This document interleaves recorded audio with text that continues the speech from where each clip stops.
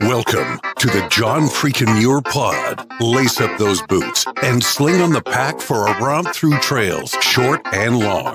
With your host and Renaissance man, Doc. It's time to embrace the suck.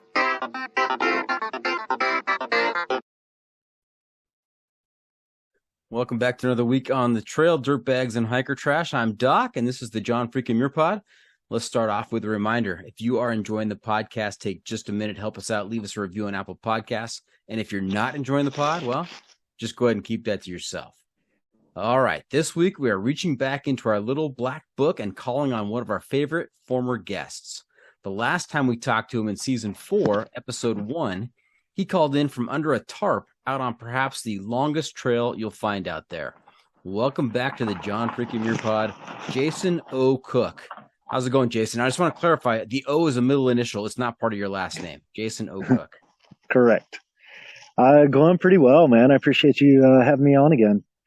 Absolutely. You had to come back on. Yeah, just busting out some miles. And nice. Last time you were on, it was the first episode I recorded with my new Tascam mini studio creator. And I think I had the volume settings a little bit off on my voice. And so while your voice came through nice and clear, I think I was a little over amplified. So we're going to correct that situation right now by doing a follow-up interview and getting the very best audio for our right on out there. Yeah, I am having to sit outside. The internet doesn't reach into my little cabin room thingy. And so I'm having to sit out front here and I hope the background noise isn't too much. Well, I think it just adds to the ambiance. And if you're tuning in on YouTube, I mean, what a great background. We got some nature shots there. Where are you calling in from, Jason? I am in East Glacier Village right now. Just finished up with knocking out the prairies again, basically, and getting ready to jump on the PNT. Okay. All right. Now let's remind folks of your trail name out there. What do you go by? My trail name is Eternal. And basically, it's kind of what you would imagine. They said, well, you're the eternal hiker, so that should be your name. And I said, well, let's go with it. Because you are on a long trail. A very long trail. How long have you been out, and what is the expected distance once you're all finished? What's the completion mileage? Should be about 16,000 when I'm all done. And September 1st was officially 2 years on this attempt. And so it's been a long road, and it's starting to come to a close. It's kind of at the climax right now. I'm about to get into the climax, and then just a little bit of a cool down walk, and then I'm done with the infinity loop. Wow. 2 years, and it's called the Infinity Loop, 16,000 miles. How many miles do you have left? 2,000, 2,500, somewhere in that range. Okay. Well, you're almost done. I mean, it's just about there in comparison, right? For most people, yeah. that would be that'd be a long through hike, but you're coming in on the end of it all here.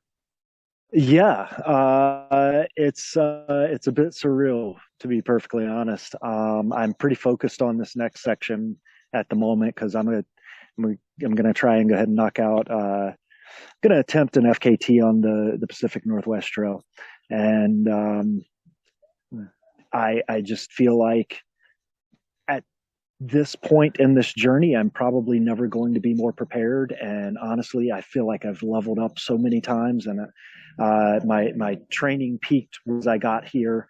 I'm absolutely in the best condition of my life, and I'm feeling confident.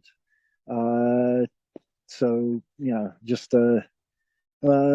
some good decisions to be made, and some getting my ass kicked, and a little luck, and I should knock this thing out in 25 or 26 days. Okay, so that was gonna be my question. How long? How many miles is the PNT? 1250. 1250. And do you know the current FKT? It is 27 days, 13 hours and 32 minutes, I believe. Nick Fowler, I believe, was the guy's name who said it. That would have been last year. And I'm going to shoot for, I feel like 26 is doable where I'm at right now, 26 days. So that's going to kind of be my goal. If I can push it to 25 days, then, that'd be even better. We'll see how it goes, though. So I'm doing some quick math here.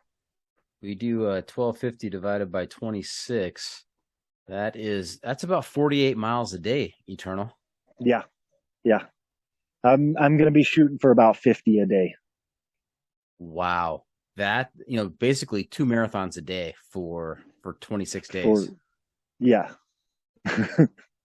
But like you said, I mean, you've been out there, you've been building those trail legs for going on 2 years now. I mean, if just over 2 years. Yeah.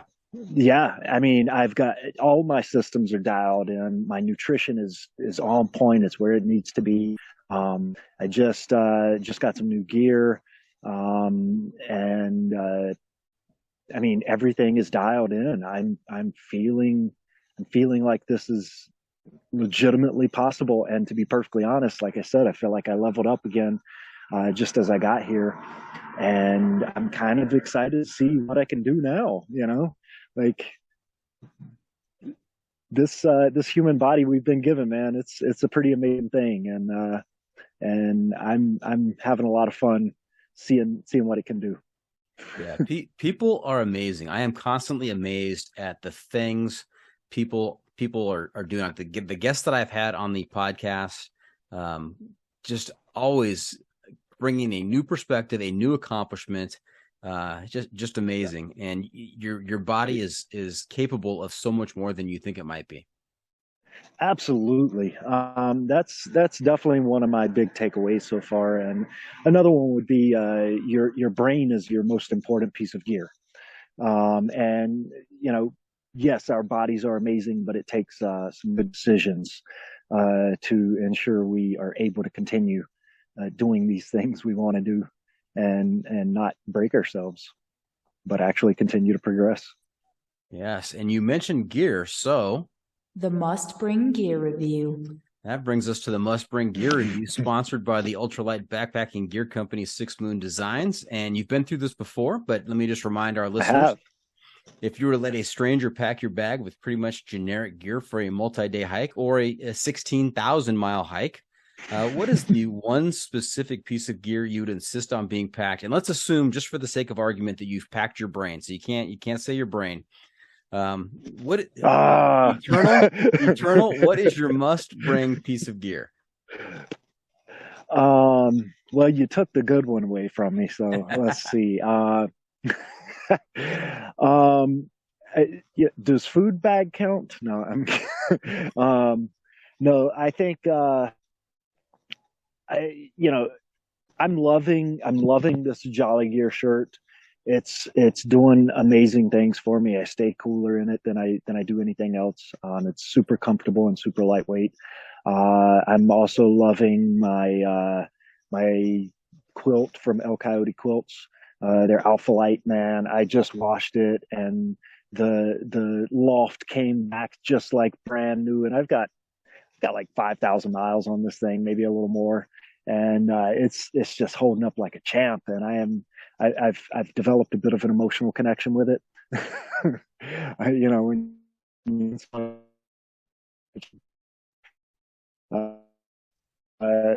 huddle inside of it becomes a security blanket, I guess.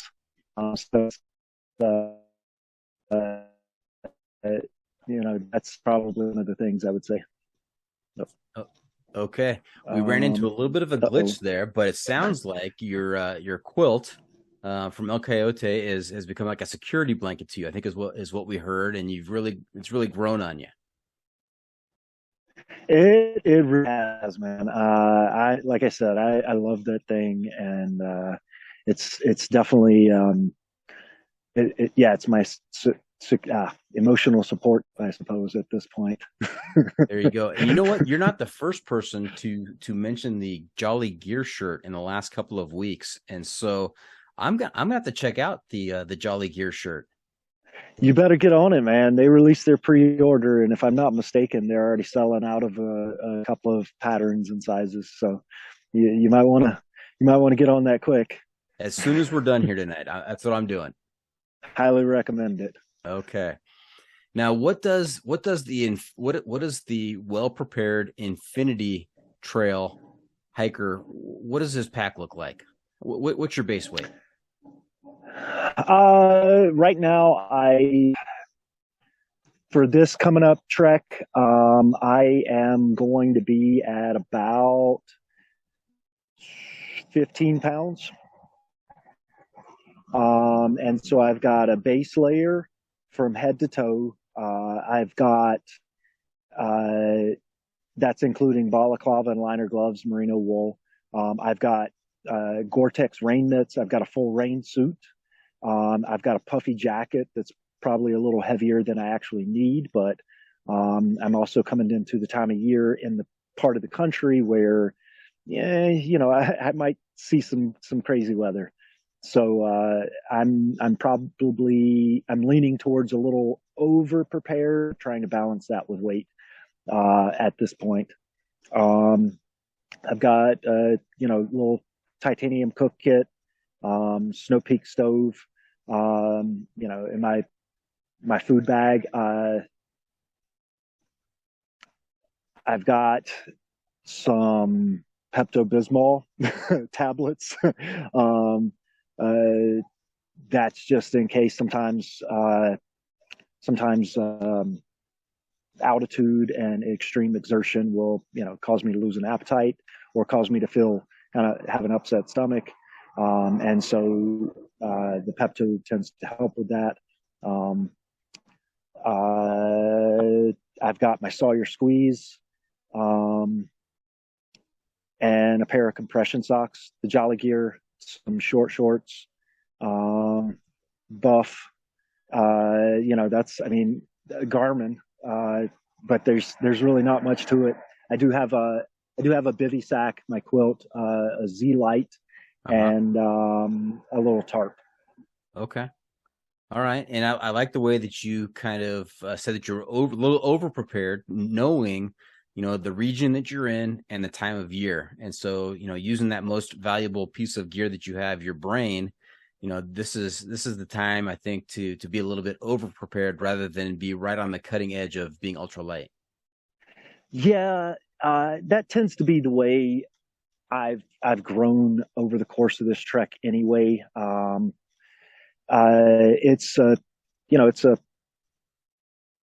I've been through enough crap, I guess, that I feel like I would rather carry a little bit of extra weight due to some of the extreme weather events and things that I've been through than I would be underprepared. That being said, I go for things like fail safeness. So I don't use an inflatable sleeping pad. I use the closed cell foam unless I'm on snow and ice. So there's trade-offs, and you try to accommodate yourself the best you can, and sometimes you can utilize your natural surroundings to make your experience a little better. But that's Yep. Gotcha. Now we're going to move on to It's the hiking pole. the hiking pole. I think you did this the last time as well, and I have a couple of different iterations of the hiking pole. It's a 7-question survey. It's going to help me determine your level of sanity. But I think the first time we did this, I had my co-host with me, Chopper, right? And we gave you the serious hiking pole with questions about your stance on things related to hiking. Is that correct? All right. Yes. Okay. Yes, it is. Okay, since we've already heard from you on that, I'm going to change it up on you a little bit here. I'm going to totally surprise you. We're going to wrestle with some big issues out in society. I want to see which side of the fence you goodness. fall on. All right. All right. So these don't put these, when I ask these questions, don't put them in any kind of hiking perspective. It's not related to hiking. It's just related to real life. Well, I think hiking is real life. Oh, it is. I mean, having been out there for more than 2 years, it is absolutely real life. Yes. I was going to say everyday life, but it is your everyday life. So that doesn't make sense. I'm just a day hiker. Yeah, every day, all day, every day. Yeah. That's great. All right, here we go. Question number 1. Do you sleep with your socks on? It depends on the temperature. But I prefer no socks. I prefer nude, if we're perfectly honest. I mean, okay, hey, we're getting down to the nitty gritty here. All right. That's just the best way to do it, But au natural. Oh yes. Okay. Especially with some good soft sheets. Oh. I forgot to preface this with on the hiking poll, there's an automatic 20-point deduction for anybody who's a long trail through hiker, like the PCT, the AT, the CDT. But I think there's an automatic 30-point deduction if you are hiking the Infinity Trail. Yeah, so, I would agree with that. Yeah. So your maximum high score is 70. And I have to say, you've already lost some points with your first time. So there we go. Question number 2. Question number 2. Does pineapple belong on pizza? Absolutely, man. In theory, it's a great, you've got the acidity, you've got the sweetness, and then you go with the ham, and that's got the saltiness and that savory, the umami and all of it. And it balances out just so perfectly. So I absolutely do believe pineapple belongs on pizza. All right. Hey, Eternal, you just recouped some points there. That's good. That's a great answer. Right on. Right on. All right. Number 3. Do you roll your toilet paper over or under? What kind of monster puts it under? Exactly, right? Exactly. That's a sociopath right there. Right? Yeah. It's out or nothing. I mean, now you sound strongly committed on this one. So I have to ask the follow-up question. This is a follow-up question. It doesn't count as question number 4. It's just, this is ancillary to question number 3. If you find yourself at a relative's house or a friend's house and they've got to go in the other direction, are you so adamant on this point that you'll fix it for them? Oh, I will fix it for them. I don't always do it. But yes, that is one of those things that I will definitely fix. Okay. It's like the crooked picture, hanging on the wall. You can't just walk by that. I mean, come on. That's right. Very good. All right. Question number 4. Cats or dogs? I think I prefer dogs. Always have. Although I had a cat, I was cooking at the time professionally and came home late from work one night, and this little thing had clearly just been weaned and was just sitting there on the doorstep meowing at me. So I picked it up and took it inside and cared for it and named it Biscuit. And that cat kind of changed my mind on cats in general. So I'm not opposed to cats, but I prefer dogs. Biscuit. I love it. Do you have a dog named Gravy? No, that might be the next one, though. All right. Question number 1, 2, 3, 4. Question number 5. Question number 5. Do you use the Oxford comma? I do prefer the Oxford comma, but in I would say everyday text speech, I don't necessarily use it. I can forgive that. I mean, text, there's a lot of shorthand in texting, a lot of shortcuts. But yeah, in your professional writing, in your professional communications, you prefer the Oxford comma. I prefer the Oxford comma. Yeah, so do I. So do I. Okay. Question number 6. Is a hot dog a sandwich? I have to say, if it's on the bun, yeah, I would count it as a sandwich if it's on the bun. If it's just a hot dog, then no. I mean, it's a component. If it's just the round cylindrical piece of meat on the table, then it's not a sandwich. But you're saying if it's in the bun, it is a sandwich. Exactly. It qualifies. I mean, yes. You've got your bread, you got all of it.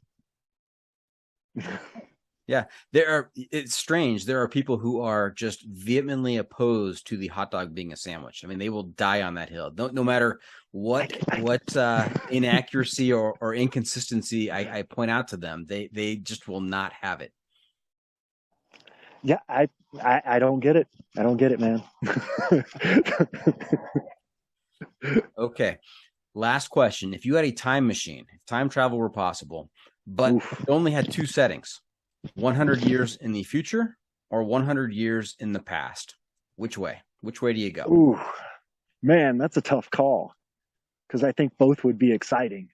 The advantage to going in the past is you at least have some sort of roadmap, and you can have some understanding. You go into the future, you have no clue what you're going to find.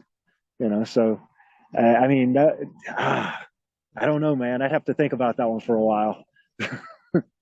That might be. Yeah, I mean, who knows? Who knows what you might show? 100 years in the future. I mean, just the way things have gone in the last 10 years. What exactly? What could you be walking into?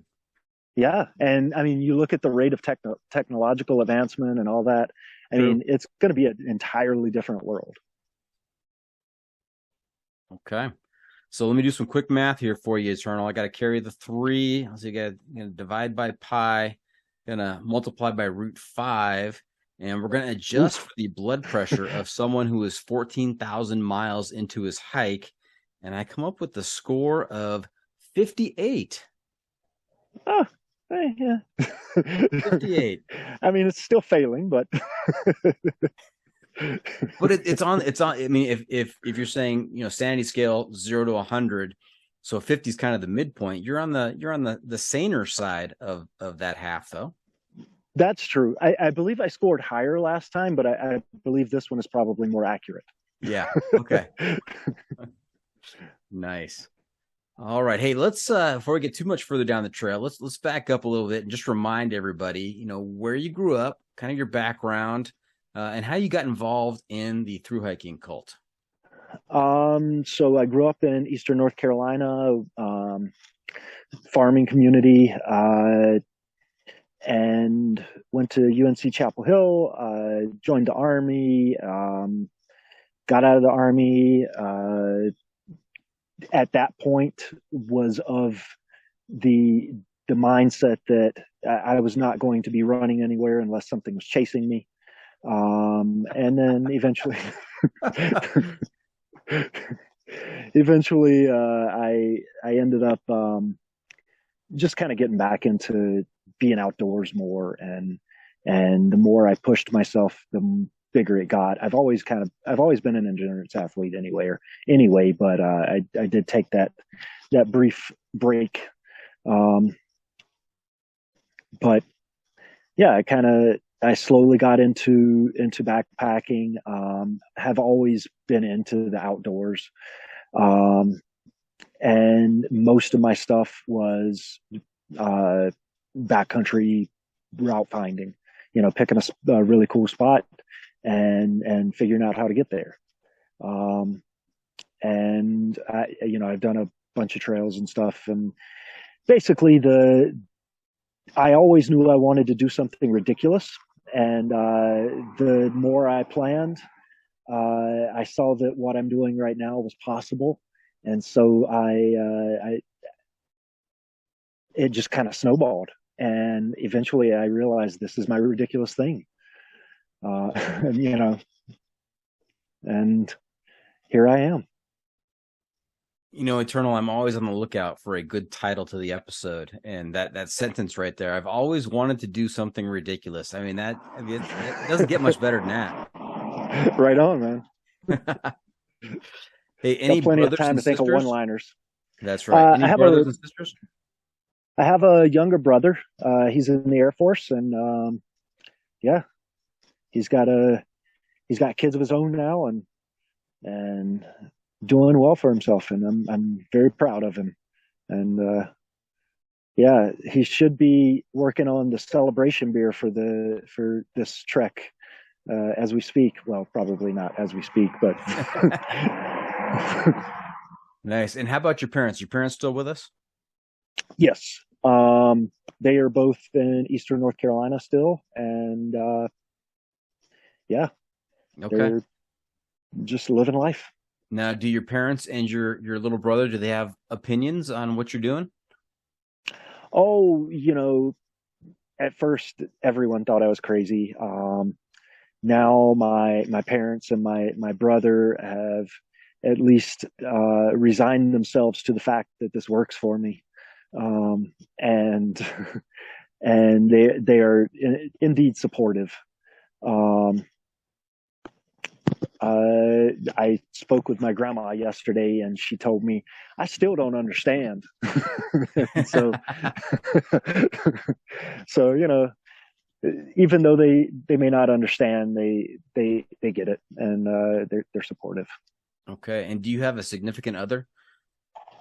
I have a girlfriend, and I'm probably after the FKT attempt. The plan is to take about a week off, and I'm probably going to go spend that with her. So that'll be a nice little break.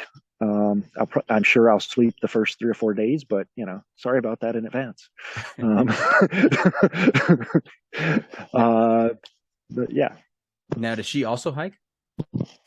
She has hiked the PCT and the CDT, Okay. as well as the AZT, and we hiked the Lone Star Trail together, and then a lot of other stuff as well. Okay. So out of the last 2+ years, how much eternal time has she had? Oh, very, very little. She has got to be one of the most patient people I've ever known. Definitely a saint. And yeah, I'm pretty happy to be able to know her, and looking forward to spending some more time with her. I think that'll be good. And does she have a trail name? Smiles. Smile. Hey, there you go. Smiles. Yep. Yeah, it's always nice when you find yourself partnered with someone who really gets you. Yes, it is. It is very helpful. Someone who understands how to be supportive, and understands when maybe you just need that time to do what you do. And we do try to talk as much as possible, and I think that's helpful for both of us. I would, obviously I'd love to be able to get in more FaceTime, but that'll come. Okay. And 2 questions before we go to break. First question is, how much does it cost to do a 16,000-mile hike? I mean, what kind of resources do you have to accumulate to have that undertaking? So I plan for just over $2 a mile, and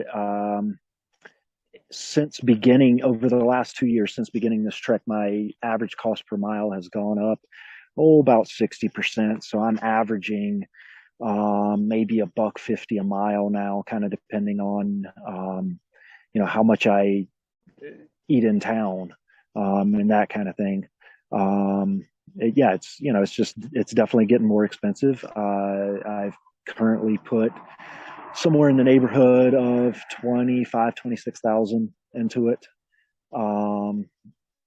And yeah, I mean, it's that's an additional stressor, and something you have to be concerned with out here.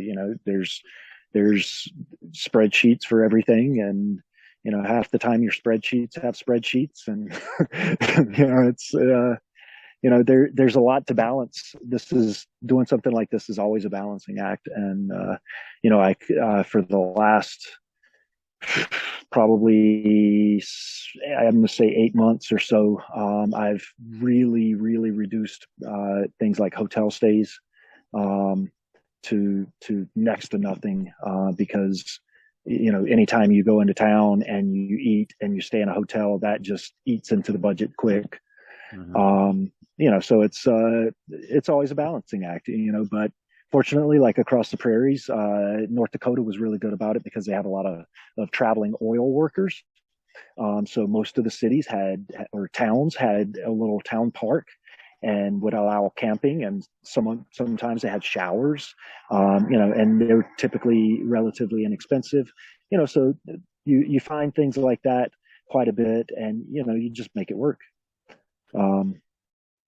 Okay. And follow-up question to that. My second question is, what did you do before you started off on the hike to accumulate that money? How did you pay the bills, or how are you paying the bills? So my previous career was as a chef, and you do the best you can. I've been fortunate to pick up a few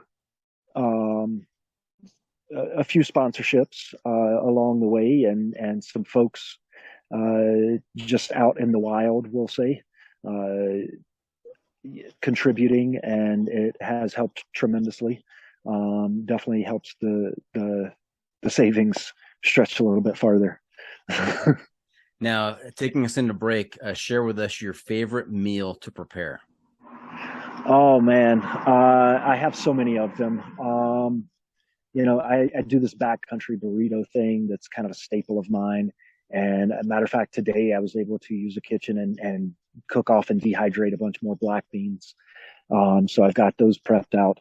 And so I do like black beans and parboiled or instant brown rice. And then I'll sear off like some Spam and go in there. Sometimes I'll do some dried chiles, throw in some cheddar cheese and get it all gooey. And if you got like some chicharrones, pork skins, then you crumble that in there. You make a tortilla or a burrito out of it. Man, that's some good stuff. That is a backcountry delicacy, and I appreciate you sharing that. But I meant in your chef life, when you were a chef, what was your favorite meal to prepare as a chef? That's a tough one. I loved working with vegetables, but I really love, whole animals or large chunks of meat as well. So I love doing like a whole pig. And that kind of comes from, I think, growing up on the coast of North Carolina, where we have, big hog pits. And they're basically a giant drum, and you have to create all your own coals and and it cooks for like 24 hours. But it's the most amazing thing. It's really just monitoring your heat. It's the science behind it. It's the artistry that comes with it. I think that really draws me to something like that. All right, there you have it. You heard about two delicious meals right there. One practical for the backcountry, and one sounding not too impractical for the backcountry. A little bit impractical. I mean, it can be done. I packed out a 9-pound pork roast to one of the shelters that has a whole bunch of accoutrements on the AT, and a bunch of us got together and we packed out so much food, and ended up having a 4-course dinner with cocktails and everything, all cooked over open fire, and it was amazing. Oh man, I wish I was part of that tramley. Right. All right, hey, we're gonna take a quick break, and when we come back, we're gonna get down into what Eternal's been doing for the last few months. So stay tuned for that. We'll be right back. Welcome back. We were talking to Eternal, Jason O. Cook, Jason O. Cook, who is out there on the Infinity Trail right now. I'll clarify that. And the last time we talked, you were under a tarp. I think it was snowing. It was dark out. It was one of the better YouTube videos that I've got on my collection. You did a great job out there in the Right elements on, man. talking to us. It was fantastic. Right Where on. were you? Where were you exactly when we had that conversation? I was just outside of Cumberland Gap National Historic Park. And right outside of Cumberland Gap, the town. Well, not right outside, but anyway. And so that's basically where Kentucky, Virginia, and Tennessee all come together.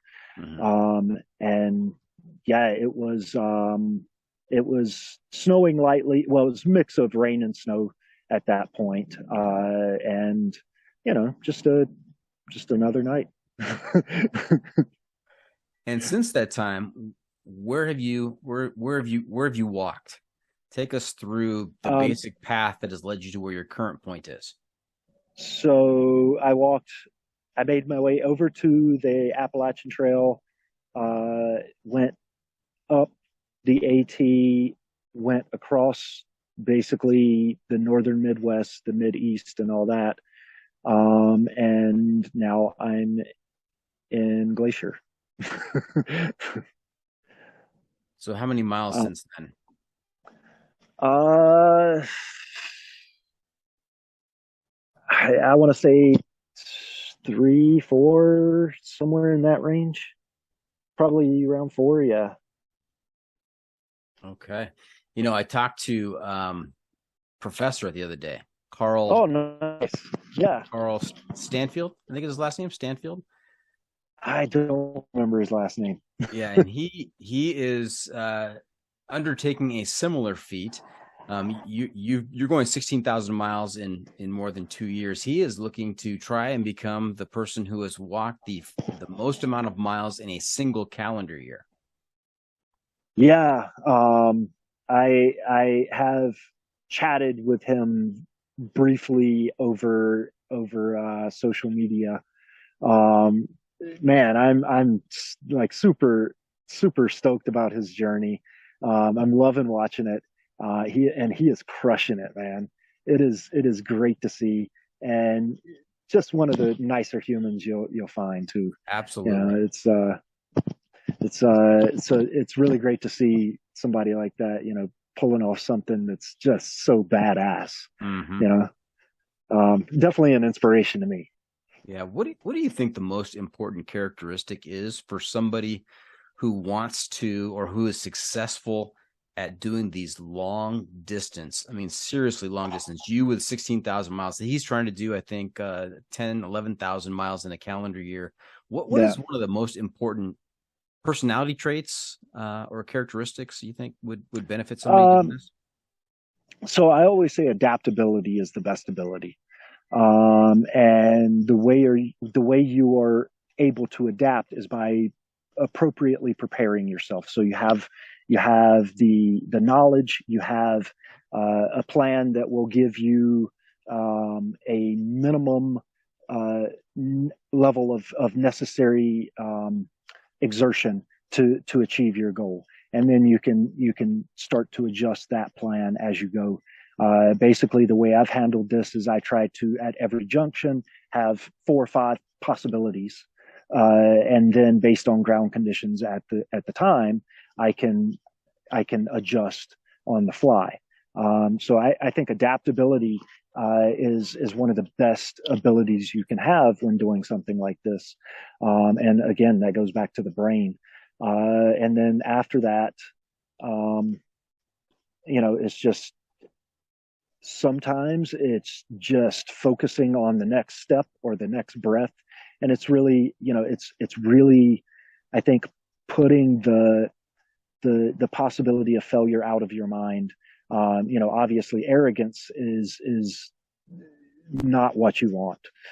It's not going to get you anywhere, but you have to settle yourself on the fact that you're going to be uncomfortable, and a lot of times, sometimes this is going to really hurt. And sometimes it's going to be the best thing that you could ever, better than you could ever possibly imagine. But you have to be okay with going through those ups and downs and finding your rhythm. Yeah, I think that's great. I'm gonna pull out two little pieces there that you went over that I've heard repeatedly from other folks as well that I think really resonate. One is that first part about adaptability, flexibility. Yeah. If you're the kind of person that everything has to go a certain sequence, everything has to fall into place. You've got a game plan and you're going to follow that game plan faithfully without deviation, then maybe long distance walking through hiking is not for you, because everybody starts off with a plan, but after day one, you're already making adjustments. What was it Mike Tyson said? Everybody's got a plan until they get punched in the face. That's exactly it. And I mean, trails are going to punch you in the face a lot. I mean, that's just the way it goes. And you have to be okay with that. You have to be malleable and just continue to move forward and figure out how, problem solving is hugely important. And then managing the fear that comes along with doing something like this. That's something you have to get comfortable with and start to understand so that you can continue to push those boundaries. And I think that's really the way you manage that fear is, you're continually pushing yourself further and further and out just a little outside of that comfort zone. Yeah. And then you look back and you're like, holy crap, I've done some cool stuff. Yeah. The second piece I wanted to pull out of that was being comfortable being uncomfortable. Oh yeah, man. You have to realize that there are going to be some pretty sucky times out there, and you're just gonna, don't be discouraged. Just deal with it and try and get through it. Absolutely. I am by no means an endurance athlete like yourself, but I have run 4 marathons, and the first marathon, I showed up to that starting line just excited, and I've been excited every time after, but the second, the third, and the fourth time, I towed the line, and I said to myself, "This is gonna suck at times. This is gonna hurt, and we're gonna do this anyway, and we're not gonna quit." Yeah, and I mean, your brain will start to do all sorts of stuff like, "Hey, we're gonna hurt ourselves if we keep doing this." So, I mean, you'll start to hallucinate. You'll start, your brain will go to some very dark places. But that's also one of the great things about doing this is you get to understand those dark places, and that's part of the pushing. That's part of the fear management strategy and pushing yourself outside of that comfort zone. And growth never happens from a place of comfort. So either you're pushing or you're not, or you're dying, That's great. Yep. That's great. Now we've mentioned the infinity loop a couple times here on this episode. And I bet there's some people out there who, if they haven't Googled it, they're scratching their heads and they're saying, what the heck is the infinity trail? I've never heard of this thing before. So Eternal, you want to kind of give us the background and the logistics on what is the infinity trail? So it's basically just a 16,000 mile figure eight through the country. It hits all 3 of the Triple Crown. It's essentially a combination of established trails, backcountry bushwhacking, and some road walking where necessary. Sometimes it's rail trail conversions. Sometimes it's, a little local trail, and you see the kids. It's like that meme. You see the kid with the naked Barbie and the Crocs, and you're cruising now with the full pack and everything else, and everybody's like, "Where's this guy going?" But you get to see a lot of really cool stuff that you would never necessarily see unless you were getting kind of off the beaten path, even though you're still on a beaten path. And then, like I said, a lot of backcountry bushwhacking, and I did the 700-mile bushwhack from the Grand Canyon to the PCT. There's just a lot of you just make a route. And obviously there's better places than others. And when it comes to road walking, the the first choice is always the nearly abandoned dirt road or the 4-wheel drive roads, and then you work your way up in there, and pretty much never on something like an interstate or anything like that. That's just silly. And the infinity loop, this But is yeah, something of your creation. try to be on trail as much as possible. Yeah. I think we're having another problem here. No, you're good. You're good. You're okay. good. So, infinity loop. You came up with the infinity loop. It did not exist before you kind of came up with it. Right. This is my own route that I'm doing, and I couldn't imagine doing it any other way. Like I love the choose your own adventure sort of deal. That's why the CDT is my favorite of the big three. It really has that sort of ingrained into it, and yeah, I enjoy that aspect, and I enjoy getting away from what everybody else does. Not that I'm necessarily encouraging that. I'm not encouraging trespassing or anything like that, of course,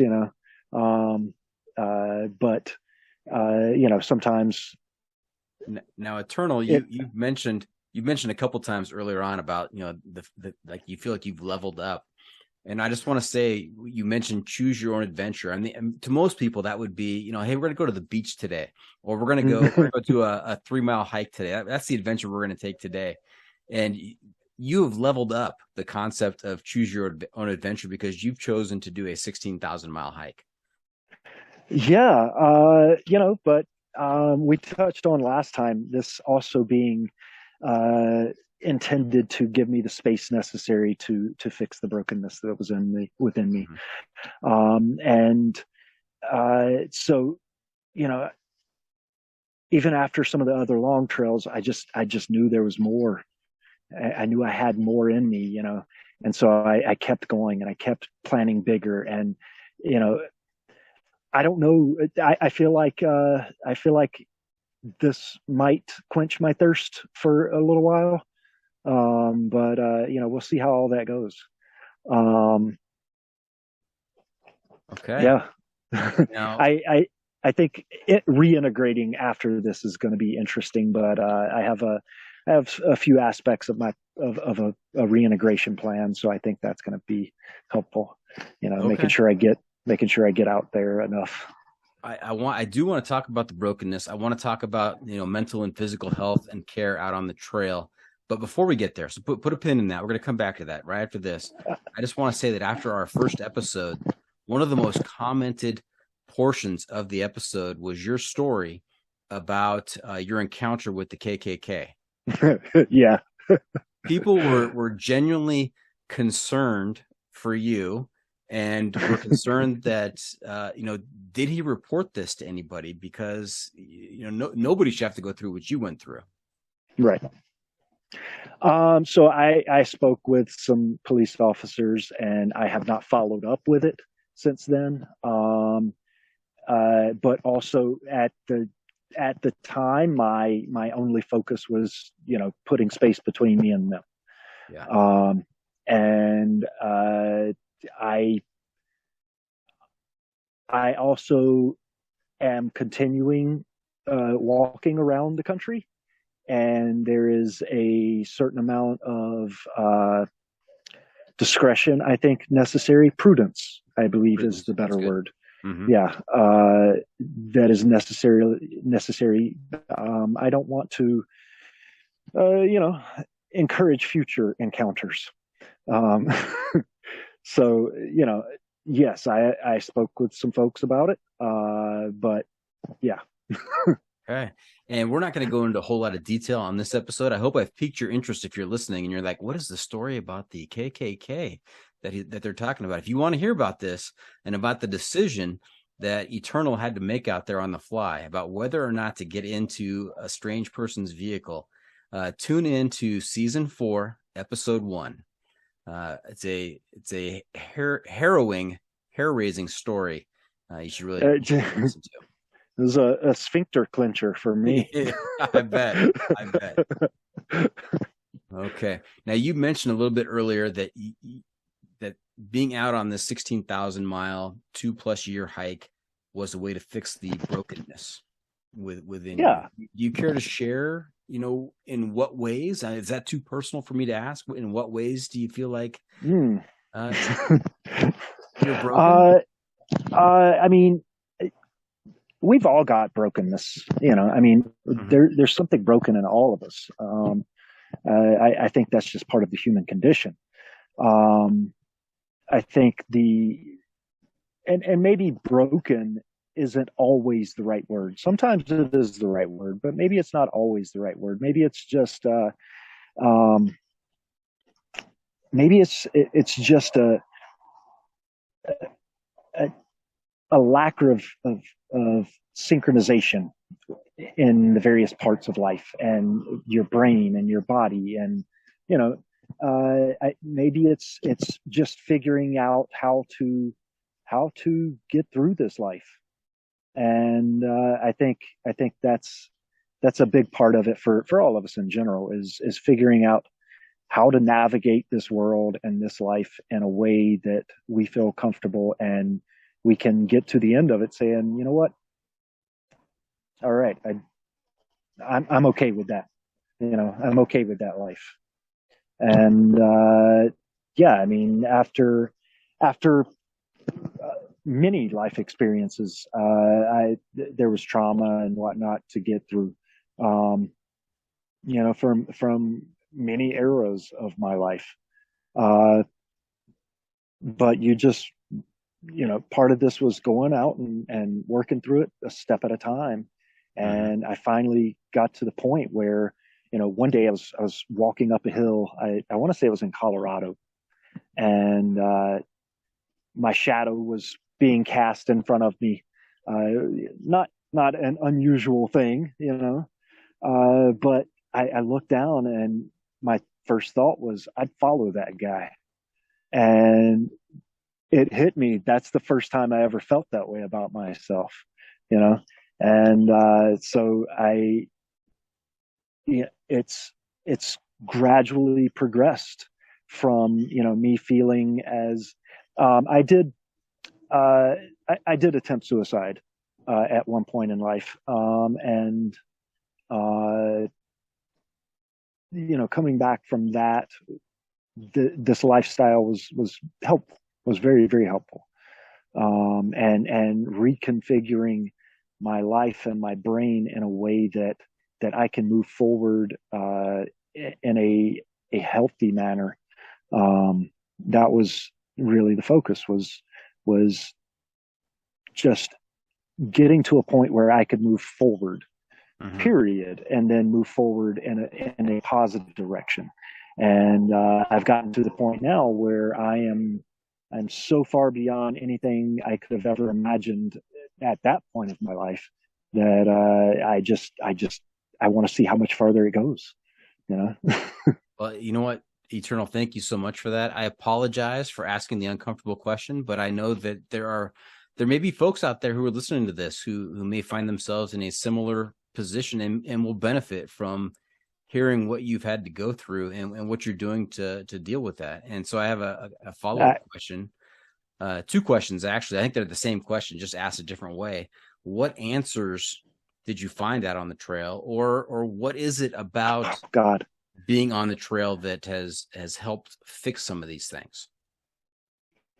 So there have been several aspects that I find very helpful. The kinetic meditation that I practice, it starts as a focus on the breath. It moves into mentally examining every aspect of my body, or every part of my body, every aspect of my form, making small adjustments to things like posture, stride, all for the goal of greatest efficiency and economy of motion, and least impact on the joints and things like that.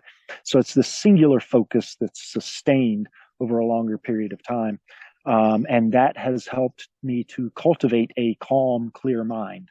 And obviously many other things play into that. It's the communing with nature, for lack of a better term. It's it's the movement. It's the ability to find that quiet, not just in my external environment, but in my internal environment as well. These things have allowed me to maintain, not only obtain, but maintain a clarity and peace of mind I've never experienced under any other circumstances. And from that state of mind, then I've been able to logically address my issues and begin to build better habits, build systems that actually work. Just the all the little minutia of life. Just rebuild it from the ground up. And that was sort of my strategy with handling all that. Nice. And you mentioned resynchronization once you get off the trail and you're back in town life or city life. What does that look like? Do you have any ideas about how you make that adjustment from trail to town? It's nerve-wracking, and I'm trying not to think about it until after I'm done with this FKT. But yeah, I have, there. So diet is going to be hugely important. Getting sufficient exercise. We'll see how this FKT attempt goes, but I may continue to pursue some things like that. I think ensuring that I have sufficient time out in the woods, and that could be hiking, running, whatever the case may be, to recenter myself after interactions. That's something that I've learned that as part of this lifestyle works really well. You go into town, you have interactions. You go out of town, you have time alone. You go into town, you have interactions. You go out of town, you have time alone. And that time alone allows me to basically process all that's happened, to gather my thoughts and be prepared for the next round of interactions. So I think keeping that particular balance will be very important. As I said, diet and things like that will also come into play. I don't see myself necessarily going back to a 9-to-5 gig or necessarily living in a city. I think ideally it would be a little more rural, with easy access to the outdoors. Nice. There's a lot of complicated issues right there, a lot of big factors. Let me just ask one of the simpler questions, and that is, what about sleeping on a bed again? Norman Clyde, one of the early Sierra pioneers out there who did a lot of exploring in the backcountry, in his later years, he would sleep in his front yard. He couldn't sleep in a bed anymore.